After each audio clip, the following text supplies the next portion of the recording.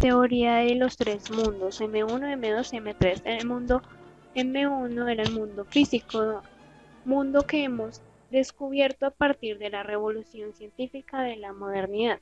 M2, mundo de la experiencia subjetiva de las personas respecto al mundo físico, es decir, cómo la persona experimenta a través del placer, de la memoria, de la conciencia y de la inconsciencia del mundo físico. M3, mundo simbólico, suma todos los saberes como la ciencia, el arte y la técnica.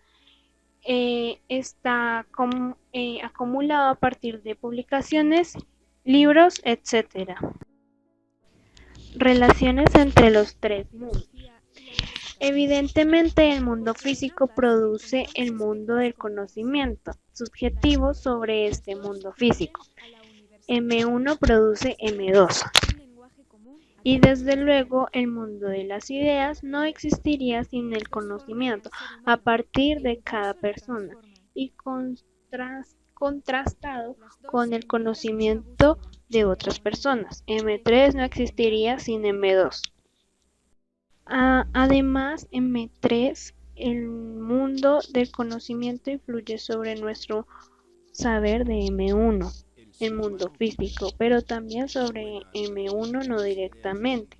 Por ejemplo, las técnicas, la tecnología aplicada, la ingeniería, eso transforma el M1.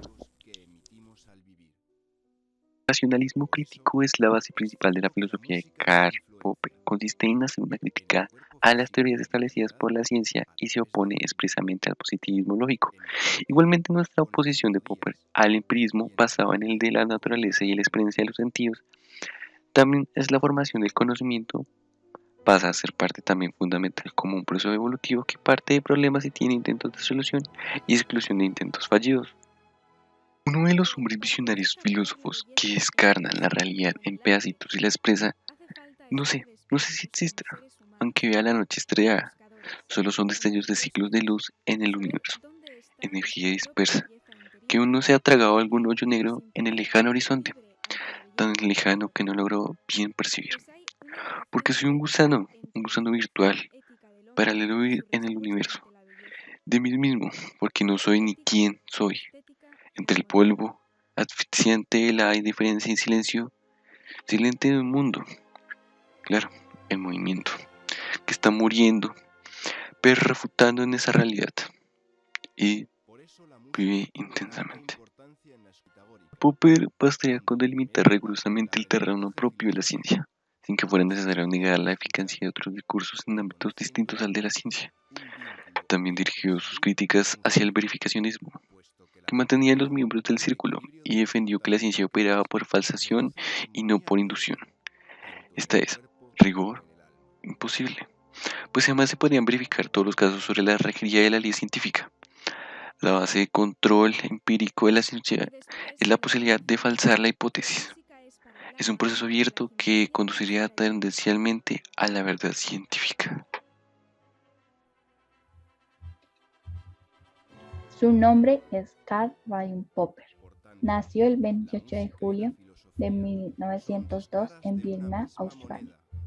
Su vida privada fue casado con Josephine Anna Jenninger el 11 de abril de 1930 en Viena. Hijo de Simon Siegmund Karl Popper, abogado y doctor en Derecho en la Universidad de Viena, y de Jenny Schiff, con ascendencia húngara. Se crió en una familia judía que se convirtió al protestantismo. Fue un filósofo británico. Una frase de él: quien sea incapaz de hablar claro debe callar hasta poder hacerlo. Fue reconocido como uno de los filósofos más importantes del siglo XX. Obras: La lógica de la investigación científica, La sociedad abierta y sus enemigos, Campos, Epistemología, Filosofía de la ciencia, Lógica, Filosofía social. Sus estudios: Trabajó por algún tiempo en la clínica infantil de Alfred Adler. Obtuvo su doctorado en filosofía por la Universidad de su ciudad natal en 1928. En 1929 obtuvo la cátedra de matemática y física en enseñanza secundaria. No fue miembro de la llamada Escuela de Filosofía de Viena, pero simpatizó con su actitud científica, aunque criticó algunos de sus postulados. Carrera. Desarrolló una destacada carrera académica en Europa, Australia, India, Japón y Estados Unidos.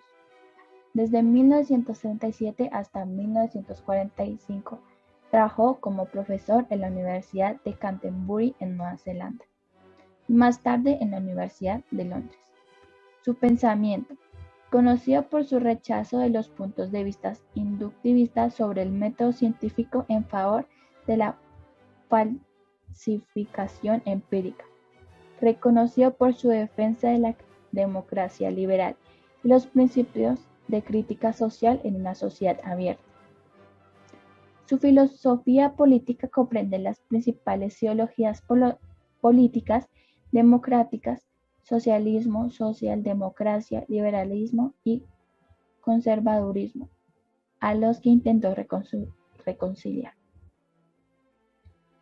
El racionalismo crítico es la base principal de la filosofía de Karl Popper.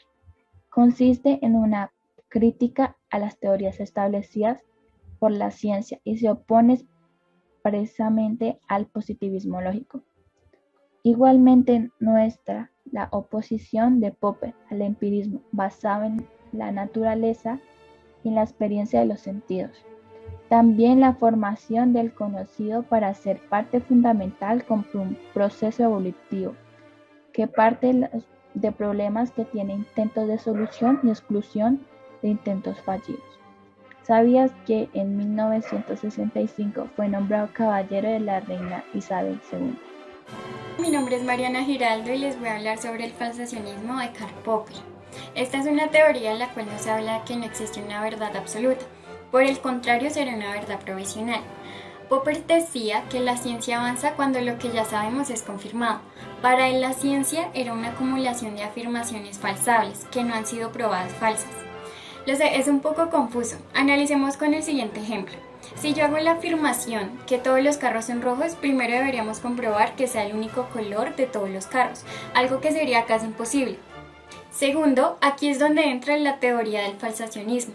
Pues al momento que descubramos un carro de otro color, esta afirmación será totalmente falsa. Gracias por su atención.